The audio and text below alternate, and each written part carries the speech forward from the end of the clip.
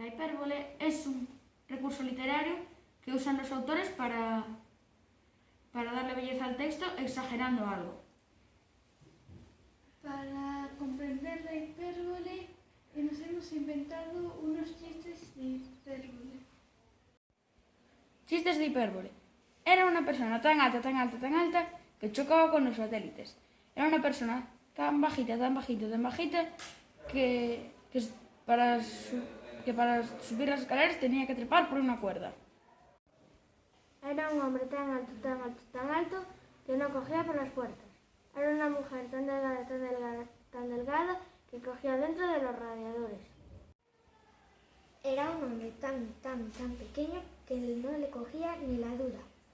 Era un hombre tan, tan, tan bajito que cogía por los agujeros de las ratas. Había un señor tan alto que miraba por las ventanas de los rascacielos. Había una señora tan delgada, tan delgada, tan delgada que se metía por dentro de los lápices.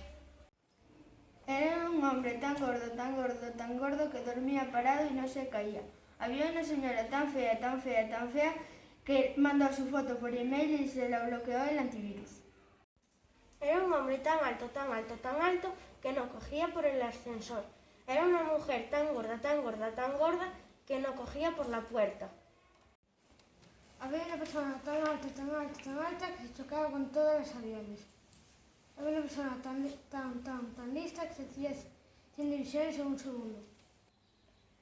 Era una mujer tan bajita que para bajarse del acero saltaba en paracaídas. Era un hombre tan alto que cuando se comía el yogur y llegaba